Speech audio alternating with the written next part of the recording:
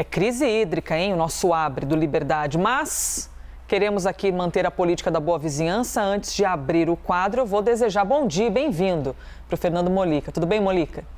Bom dia, Elisa. Obrigado. Bom dia a todos.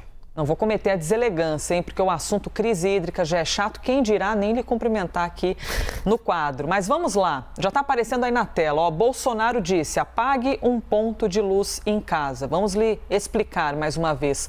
O presidente classificou a crise hídrica no Brasil como a maior da história do país. E pediu justamente isso, para que as pessoas apaguem um ponto de luz em casa. Esse apelo do presidente foi feito ontem à noite, durante a live tradicional de toda quinta-feira.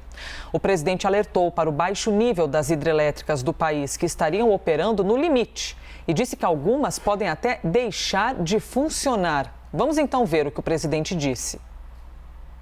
Que pese estavam vivendo a maior crise hidrológica da história, são 91 anos não tínhamos uma crise como essa, né? Eu quero até fazer um apelo a você que está em casa agora. Eu tenho certeza que você pode apagar um ponto de luz na sua casa agora. Eu peço esse favor para você.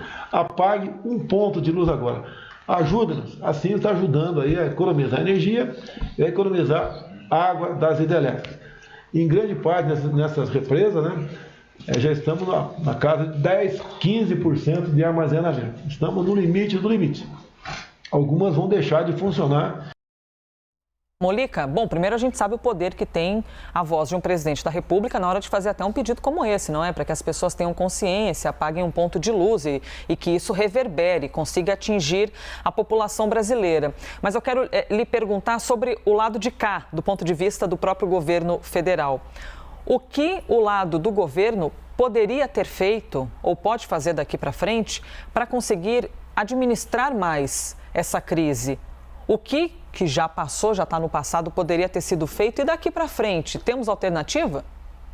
Bem, tem uma questão estratégica que é mais demorada, que não se resolve de uma hora para outra, que é aumentar fontes alternativas de geração de energia, né? Principalmente energia solar e energia eólica. Essa, então, né, a energia que vem dos ventos é muito importante no Nordeste brasileiro e agora vai até ser usada, vai ser, digamos, ser exportada, né, para outros estados. Mas isso não dá para, né, o governo tem aí quase 3 anos, não dá para dizer que o governo é responsável por isso, que de um modo geral são investimentos longos. Poderia ter estimulado mais? Poderia. Mas, enfim, ninguém previa também que houvesse uma seca desse tamanho. Há também a questão de cuidados, que é preciso ter mais cuidado com o ambiente. A gente fala em aquecimento global, o governo insiste em não tratar desse assunto, a gente tem uma política desastrosa na área ambiental, então isso também é um ponto importante. Agora, faltou ao governo, nos últimos meses, fazer alertas mais importantes em relação ao tamanho dessa crise. O presidente Jair Bolsonaro, mais uma vez, evitou dar o tamanho. Ele não gosta, ninguém gosta de dar más notícias, nenhum governante gosta disso, mas às vezes essas más notícias são necessárias. As pessoas um pouco mais velhas vão lembrar quando houve o racionamento no governo Fernando Henrique Cardoso, foram estabelecidas metas, cada um de nós, cada consumidor tinha uma meta a cumprir, havia o risco aí de pagar multas pesadas caso não cumprisse essas metas, era confusão, ficava ali preocupado com micro-ondas, apagar a luz, isso, não ligar ar-condicionado, foi um sufoco em muitas regiões do país. Então faltou ao governo, ao governo, políticas mais efetivas. Pedir para apagar uma luz é muito pouco, até porque o consumo da lâmpada é pequenininho. São necessárias outras medidas que estimulem o consumo, que você dá uma espécie de bônus, tem que ver de onde sai esse dinheiro, e até medidas punitivas. Não tem jeito. Tem pouca luz, tem pouca energia, tem que economizar. Quem não economizar tem que ser punido. Essa má notícia tem que ser dada e isso é obrigação do governo. Vamos aqui para o próximo assunto, mas que ainda tem relação com todo esse gasto, não é, Molica? Porque o trabalhador trabalha, espera chegar o fim do mês ou qualquer que seja a data do pagamento e, de repente, o dinheiro evapora. Mais que chuva quando cai em Manaus, que antes de tocar o solo já evaporou de tão quente que é. A inflação está impactando diretamente nos itens básicos de consumo do brasileiro, como é o caso dos alimentos, da energia elétrica, da gasolina. Em relação ao ano passado, veja só, os alimentos estão, em média, 16% mais caros. E no caso do arroz, gente, o aumento chega a 40%. A pior crise hídrica dos últimos 91 anos elevou o preço da energia elétrica e novos aumentos ainda devem ocorrer. Nos combustíveis, alta no ano de 40% para a gasolina, 57% para o etanol no preço da bomba. E neste cenário, os consumidores acabam comprando menos, só que mesmo assim gastando mais. Molica, é o tipo de notícia que a gente nem gosta de dar, porque parece que já vai deixar indigesto o café da manhã de todo mundo que nos assiste, né? Quando a gente para e observa o que está acontecendo. Mas temos de lidar com a realidade. É a realidade que temos. Qual é a sua avaliação, então, a respeito desse cenário econômico atual aqui no Brasil? Você acha que na verdade, a gente é que está fazendo um olhar muito pessimista das coisas? Existe um olhar positivo nisso tudo ou a realidade tem sido dura mesmo? Você falou em café da manhã, o café da manhã está mais curto, né, para muita gente. O café da manhã diminuiu para muita gente, tem muita gente sem conseguir comprar o café da manhã. Houve um aumento grande dos alimentos. Então vamos lá, você citou, tem aqui a crise hídrica, porque isso gera uma indisponibilidade de energia elétrica, é preciso acionar as termoelétricas, que elas geram uma energia mais cara e isso vai para a conta do consumidor e isso reflete nos índices de inflação. Tem a questão dos combustíveis. O presidente Jair Bolsonaro, que adora dar desculpas simplistas e terceirizadas, ele diz que a culpa do aumento dos combustíveis é dos governadores, por conta da cobrança do ICMS nos combustíveis, que é um ICMS caro. Só que esses percentuais do ICMS, que são altos, variam aí de 25% até mais de 30%, 34%, eles já são antigos. Não houve, e eles impactam, eles são aplicados, esses percentuais, sobre o preço que chega ao governo. Então, quando esse preço original é baixo, há a aplicação do imposto e o combustível é menor, o preço final é menor. E como foi aumentando esse preço dos combustíveis, reflexo do aumento do petróleo internacionalmente, o barril que despencou em abril do ano passado, chegou a 20 e poucos dólares, agora está em torno de 70 dólares, então isso impacta. E a Petrobras, apesar dessa mudança de presidente, essa confusão toda lá na empresa, continua seguindo essa política de repasse para os preços finais do preço do barril de petróleo. Então isso impacta. Não tem jeito, isso acaba indo para a conta do consumidor. Tem também a questão da alta do dólar, o dólar disparou.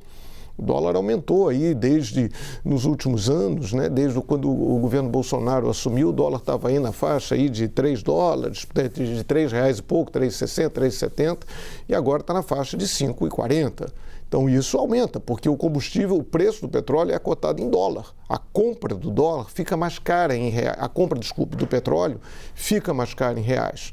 Temos também a crise hídrica, também afeta a agricultura. Há um peso nos alimentos. A agricultura brasileira sofreu com o frio que fez esse ano, sofre com a falta de chuva. Então isso impacta, a produção é menor. A agricultura também, com o preço do dólar lá em cima, muitos produtores preferem exportar seus produtos ao invés de venderem aqui no Brasil. Fica mais barato exportar. Então o preço lá fora é melhor do que o preço aqui dentro. Então isso gera também uma complicação. Há a questão também que o produto importado fica mais caro. O trigo, por exemplo, que é muito importado, ele fica mais caro, porque o dólar está lá em cima. Então é uma combinação de fatores, é uma combinação delicada e isso inclui também a instabilidade política e institucional. Essa produção de crise o tempo inteiro por parte do governo, isso gera insegurança nos agentes econômicos, muita gente está evitando, até empresas brasileiras que faturam em dólar, têm evitado internalizar esses dólares, trazer esses dólares para o Brasil, que isso diminuiria a pressão sobre a cotação da moeda aqui no Brasil. Então é um conjunto de fatores. Alguns o governo não tem responsabilidade, como o governo não influencia no preço do petróleo internacional. Outros o governo sim é responsável. Existe uma insegurança institucional, existe aí no caso das hidrelétricas uma demora em tomar atitudes. É com você. 8h42, seguimos ao vivo aqui para todo o Brasil. Durante uma entrevista a uma rádio de Pernambuco, o presidente Jair Bolsonaro criticou o presidente do Senado, Rodrigo Pacheco, em relação à rejeição do pedido de impeachment contra o ministro Alexandre de Moraes do STF. Horas depois desta declaração do presidente da República, Pacheco minimizou a crítica e disse que a divergência é algo natural. O presidente do Senado, o senhor Pacheco, ele entendeu e acolheu uma decisão da sua advocacia, a advocacia lá do Senado. Agora, quando chegou uma ode do ministro Barroso para abrir a CPI da Covid, ele mandou abrir, e ponto final. E ele agiu de maneira diferente, né, de como agiu no passado. Então, eu lamento a posição do senhor Rodrigo Pacheco no dia de ontem, mas nós continuaremos aqui no limite, né, dentro das 4 linhas, buscar garantir a liberdade para o nosso povo. O Poder Judiciário tem a sua independência, assim como o Executivo também tem suas posições. E por isso também eu respeito toda e qualquer crítica do presidente Jair Bolsonaro em relação a essa decisão, é natural que tem, porque foi uma decisão que rejeitou um pedido do presidente, e não farei disso também um cavalo de batalha, porque é importante respeitar as posições divergentes, inclusive quando elas nos desagradam. Importante respeitar as decisões divergentes, inclusive quando elas nos desagradam. Palavras de Pacheco. E aí, Mollica, como você avalia as duas palavras, tanto de Pacheco quanto do presidente da República, depois de uma crítica, né, de Bolsonaro a essa decisão de Pacheco? Olha, o presidente Jair Bolsonaro, como o Uribe frisou há pouco, misturou alhos com bugalhos. Como o próprio Bolsonaro disse, veio uma ordem do Supremo. E a ordem do Supremo é para ser cumprida.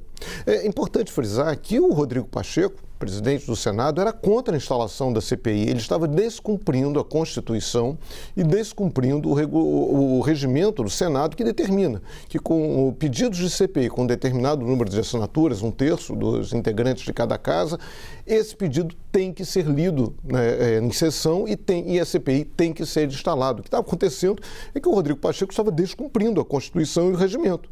Aí foi-se ao Supremo e o ministro Barroso mandou cumprir a Constituição, fez o óbvio. Aquilo ali não foi uma decisão discricionária do Barroso, foi uma ordem e ele tinha que cumprir. Agora, essa questão do impeachment é algo bem diferente. Ele era uma decisão... Primeiro que o projeto, a proposta do presidente Jair Bolsonaro era estapafúrdia, não tinha nenhum motivo. Você não pode punir um juiz por conta de suas decisões. Se fosse assim, a oposição teria que pedir o impeachment daquele ministro do STJ que aliviou a barra aí do Queiroz e também do Flávio Bolsonaro. Um ministro que, segundo o presidente Bolsonaro, por ele teve amor à primeira vista. E não tem que se pedir esse impeachment. Está errado. Né? Você não concorda com uma decisão judicial, há que se recorrer dela. Então, isso já é uma questão complicada. O presidente sabe disso. Claro que ele sabe que existe diferença. Agora, tem um outro ponto fundamental. O Rodrigo Pacheco é cada vez mais pré-candidato à presidência da República. Ele é do DEM, mas o PSD, do Gilberto Kassab, que não dá ponto sem nó, quer muito que o Rodrigo Pacheco seja candidato à presidência da República. O Pacheco tem feito movimentos nesse sentido. Então, há toda uma movimentação, e claro que isso incomoda muito o presidente Jair Bolsonaro, até porque ali, num eventual primeiro turno, o Rodrigo Pacheco tenderia a pegar um eleitorado mais conservador, um eleitorado que, uma parte desse eleitorado não tão radical quanto os bolsonaristas raiz, uma parte desse eleitorado que deu a vitória a Jair Bolsonaro. Foram esses conservadores não radicais que formaram a maioria para eleger Jair Bolsonaro.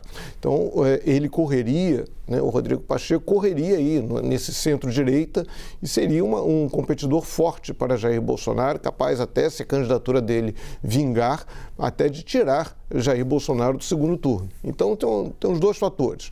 Da irritação do Jair Bolsonaro com a história lá do Alexandre de Moraes, o processo de impeachment não teria ido adiante, e essa possibilidade de ter o Rodrigo Pacheco como eventual adversário no ano que vem. E isso deixa o presidente irritadíssimo. Elisa. Próximo tema aqui do Liberdade de Opinião, 2 ministros da área econômica de Jair Bolsonaro elevaram o tom contra o Senado. Onyx Lorenzoni cobrou a aceleração de uma medida provisória e Paulo Guedes tentou desqualificar a instituição fiscal da Casa.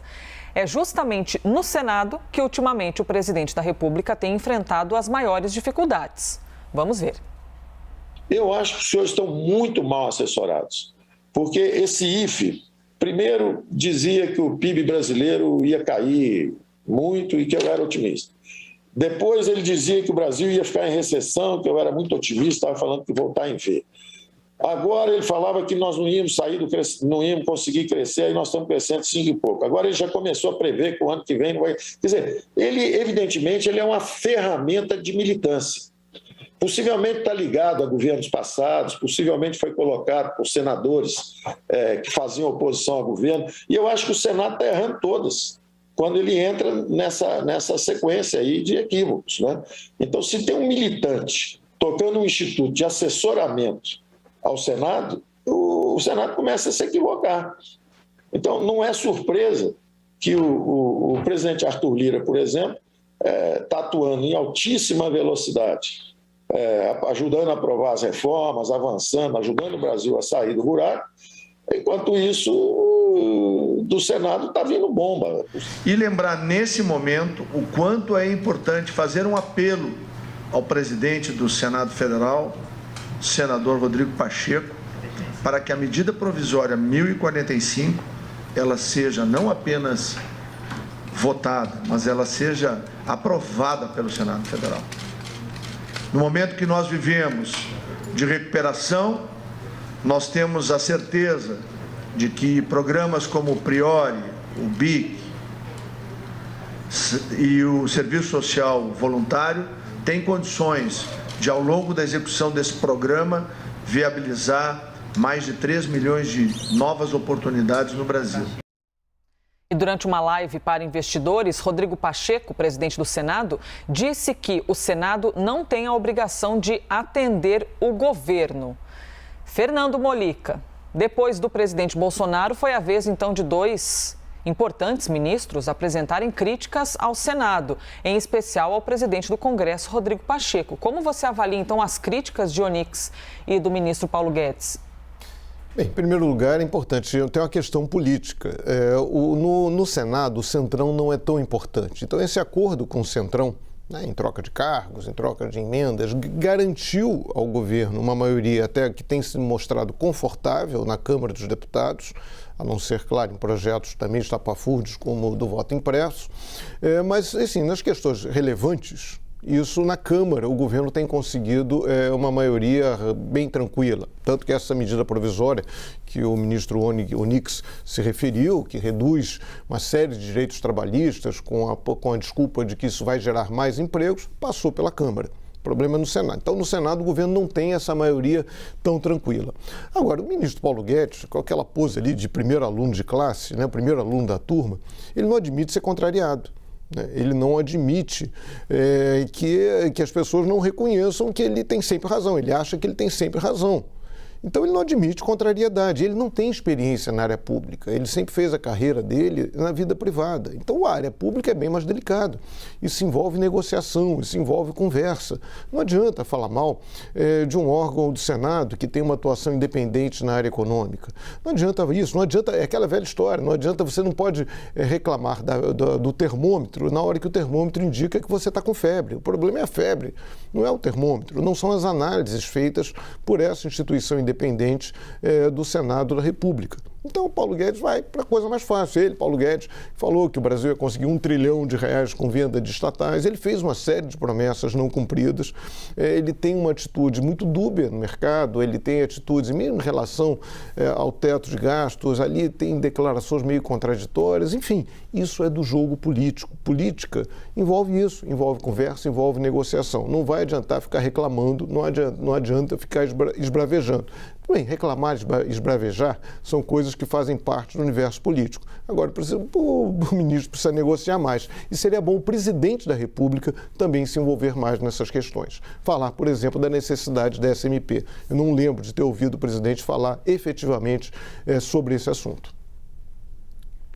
O ex-presidente Lula afirmou que vai regulamentar os meios de comunicação caso seja eleito. Vamos ouvir o que ele disse. Se a gente voltar a governar esse país, a gente vai fazer sim a regulamentação dos meios de comunicação, porque todos os meios de comunicação, quando eu cheguei na presidenta, você tinha apenas 340 meios de comunicação que recebiam recursos públicos federais. Quando eu deixei o governo já era quase 4 mil. E ainda acho que nós fizemos pouco, porque é preciso fazer mais, valorizar, sabe, os pequenos jornais, valorizar os pequenos rádios, valorizar as revistas, valorizar os pequenos jornais, ou seja, é preciso tornar a informação mais plural e mais competitiva. Vai ser bom para o país, vai ser bom para a economia e vai ser muito melhor e mais saudável para a democracia. Como você avalia, Mollica, a fala do ex-presidente da República? Essa história, ela sempre envolve um risco, né? O risco da censura. Isso é sempre presente. Toda vez, todo governante reclama dos meios de comunicação. O presidente Lula reclamava, a Dilma reclamava, agora o Bolsonaro reclama, e o Bolsonaro também fez mudanças importantes na distribuição em relação à distribuição de verbas publicitárias, que também já tinha sido feito no governo Lula. Na época da criação, esse projeto de criação de um conselho de comunicação, de um conselho de jornalismo, o PT negava que a ideia fosse de controle.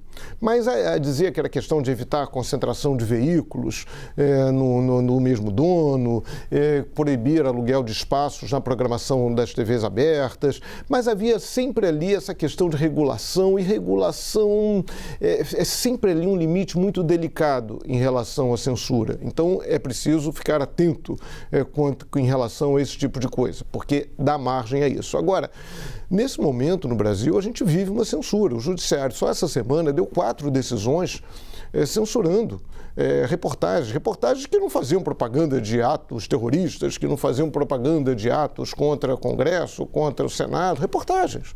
Né? O jornal o Globo foi alvo de 2 dessas decisões judiciais que contrariam o que está escrito na Constituição.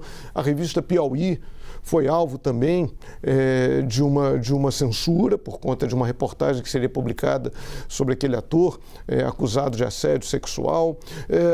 A rede RBS também foi vítima. O judiciário brasileiro está fazendo também a sua parte, está fazendo censura.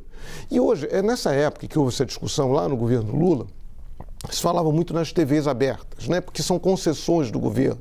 Dizer, como elas são concessões, elas teriam que refletir, de alguma forma, preocupações do Estado, normas estatais. Mas isso é sempre, de boas intenções, o inferno está cheio. Isso é muito delicado. Como é que você define o que é verdade, o que é mentira? Como é que você define se é que isso seria discutido? Então, é sempre delicado. Outro ponto agora, na época se falava muito TV aberta. Agora a grande discussão é sobre a internet. Né? A gente está vendo aí essas decisões que afetam principalmente sites bolsonaristas, sites muitas vezes especializados na produção de fake news, de notícias fraudulentas, em propaganda de atos antidemocráticos, em defesa de ataques ao Supremo Tribunal Federal, ao Congresso Nacional. Lembra que o ex-deputado Roberto Jefferson chegou a posar com armas, né, ao lado dele, defendendo quase uma insubordinação. Aí isso é muito delicado. Só para concluir, ontem o Eugênio Butti, que é um jornalista, professor da USP, foi diretor da Radiobras no governo Lula, ele fez um artigo muito interessante no jornal Estado de São Paulo. Ele dizia, por exemplo, comparando com a questão das drogas, ele disse que qualquer pessoa pode defender, aqui no Brasil, a liberação, a descriminalização de drogas, como maconha e cocaína. Mas essa mesma pessoa, em nome da liberdade de expressão, mas essa mesma pessoa não pode anunciar a venda de maconha e cocaína. E aí sim, aí ele compara com a propaganda de atos antidemocráticos. Essa é uma questão. Agora, é preciso olhar isso com muito cuidado. A gente não pode esbarrar de novo na questão da censura. É com você, Elisa. Último assunto, então, Fernando Mollica, encerramos mais uma semana aqui no Liberdade de Opinião. Aproveite o fim de semana, viu? Até segunda. Até segunda, bom fim de semana para todo mundo.